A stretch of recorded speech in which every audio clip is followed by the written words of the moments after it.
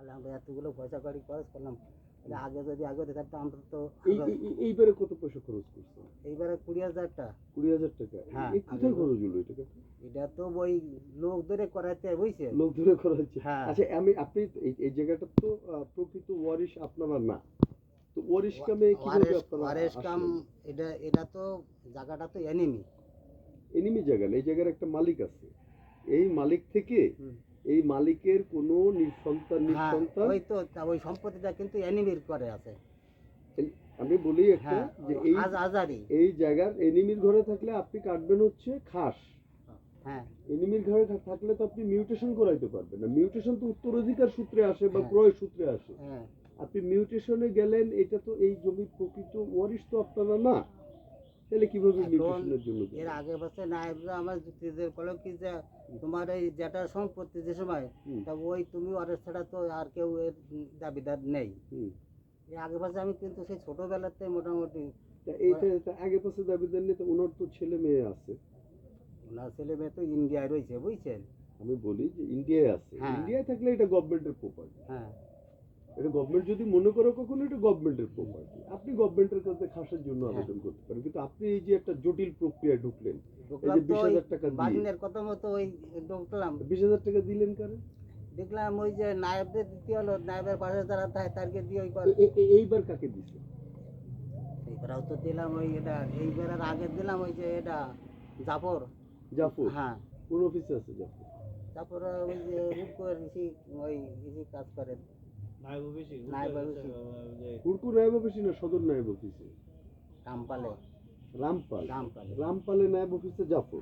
কিন্তু আপনার কাজটা তো হুড়কু অফিসে না, হুড়কুর অফিসে না, ওই কাজ অনলি করে দিতে চাইলো। ওই জায়গাতে ফাইনাল হবে, কিন্তু আপনার এই যে মিউটেশন তো হবে এই জায়গাতে নায়েব ক্লিয়ারেন্স দেবে হুড়কোতে। তারপরে ওখানে এসিল্যান্ড যায় আপনার মিউটেশনের রিপোর্ট দেবে। তাহলে জাফর যে 20,000 টাকা নিল, এখন এইটা তো মনে করেন পরেরটা দিয়ে দিছে ফেরত, কিন্তু এর আগেরটা পাইনি।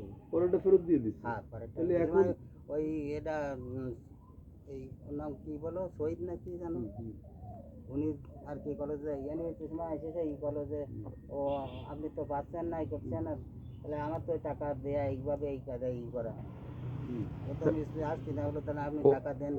জাফর কি ওই অফিসে বসে, রামপাল অফিসে? কি কি দায়িত্বে আছে জাফর? নায়েব তো না, অফিসে চাকরি করে জাফর। আচ্ছা, জাফরের সাথে আমরা ই করবো পরে। আচ্ছা, তাই এখন এই যে একটা বিষয় যে আপনারা যে একটা মিথ্যা প্রত্যয়ন নিচ্ছেন, এই যে মায়ারানী বললো যে এই প্রত্যয়নটা মিথ্যা, ওয়ারিশ কামটা, যে ওয়ারিশ কামটা মিথ্যা, তাহলে এখন এইটা আবার ওনারা আটক করছে। এবং মায়ারানী তার বক্তব্যে বলছে, ভিডিও বক্তব্যে, যে তারা যে উদ্দেশ্যে তারা এটা অসৎ উদ্দেশ্যে করার চেষ্টা করছে, এবং যেহেতু চেষ্টা করছে আইনত গভর্নমেন্ট তাদের শাস্তির আওতায় আনে। তাহলে এখন আপনি বলেন যে আসলে আপনার যে প্রক্রিয়াটা, আপনার স্থানীয় মেম্বার যদি এই কথা বলে, চেয়ারম্যানও একই কথা দিছে, সে বলছে যে আমি সরল বিশ্বাসে দিচ্ছি, আমি সমরদাকে খুব বিশ্বাস করি, সে আমাকে তার পাশেই তো সেই এটা তার সুভাষিনী তো তার পাশে, তার তো কোনো ইন্টারেস্ট নেই। সে যদি একটা ইন্টারেস্টে দিত তাহলে বুঝতাম যে না, সে আপনার পরে প্রার্থী হয়ে। বলছে যে সমরদাকে আমি খুব বিশ্বাস করি, বিশ্বাস করার কারণে আমার হচ্ছে এটা হয়েছে। পরে যখন আমি জানতে পারছি, আমি নিজেই হচ্ছে এটা যে সময় আর কি ওই এটা ওই এরাতে ফিরে আবার ওই যে এটারে ধরে ই করলো না, ওই যে আমরা আপত্তি করলো যে আমরা জমিটি ছাড়বো না বা ই করবো না, সেই সময় ফিরে আবার জায়গায় এরা এই বাদি দিল যে না ই করবো না। কিন্তু এর আগে তো তারা ই ছিল যে আমার আমি তো সেখানে যাবো না আগে, বুঝতে পারছেন?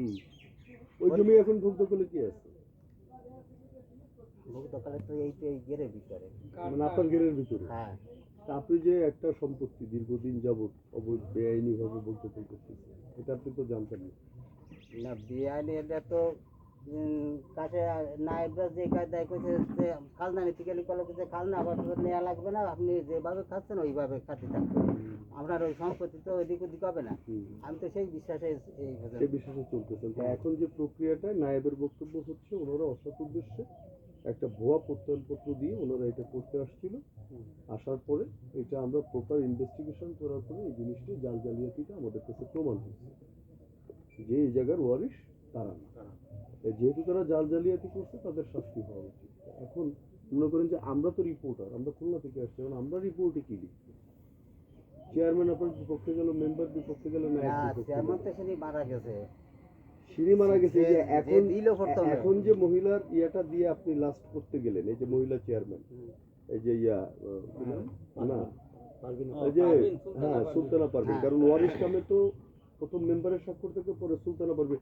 এখন এইটা যদি হয়ে যায়, তো আর এটা যদি মিডিয়ায় আসতো, তাহলে তো সুলতানা পারভিন এবং মায়া রানী দুজনে আইনের আওতায় আসতো। তাহলে এখন এই জায়গাটা এখন আমাদের কি করার আছে বলো? এখন আমরা তো আমাদের রিপোর্টে তো এগুলো আসতে